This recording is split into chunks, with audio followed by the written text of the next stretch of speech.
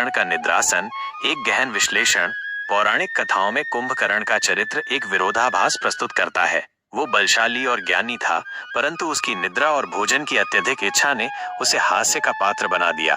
कहा जाता है कि कुंभकर्ण ने ब्रह्मा जी से वरदान मांगा था कि वो 6 महीने तक सोता रहे और बाकी 6 महीने जागता रहे। कुछ कथाओं में ये भी वर्णन है कि वो इंद्रासन मांगना चाहता था, परंतु सरस्वती के प्रभाव से उसने निद्रासन मांग लिया। इस वरदान के कई अर्थ निकाले जा सकते हैं। आलस्य और अकर्मण्यता का प्रतीक। कुंभकर्ण का चरित्र आलस्य और अकर्मण्यता का प्रतीक है। वह अपनी शक्ति और ज्ञान का उपयोग करने के बजाय सोने में लीन रहता था। अतिभोग का परिणाम। कुंभकर्ण की भोजन की अत्यधिक इच्छा उसके अतिभोग का परिणाम थी। ये हमें सिखाता है कि हमें अपनी इच्छाओं पर नियंत्रण रखना चाहिए। दैवयोग। कुछ कथाओं में इसे दैवयोग माना गया है। यह दिखाया गया है कि देवताओं ने कुंभकर्ण को निद्रासन का वरदान देकर उसे समाज के लिए हानिकारक बनने से रोका।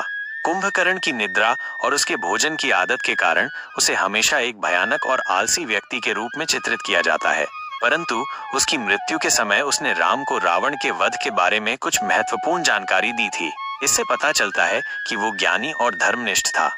कुंभकर्ण की कहानी हमें ये सिखाती है कि हमें अपने शब्दों और कर्मों के प्रति सावधान रहना चाहिए। हमें आलस्य और अतिभोग से बचना चाहिए। हमें अपनी शक्ति और ज्ञान का उपयोग समाज के कल्याण के लिए करना चाहिए। ये भी ध्यान देने योग्य है कि कुंभकर्ण की कहानी विभिन्न पुराणों और रामायण के विभिन्न संस्करणों में भिन्न भिन्न रूप से वर्णित है।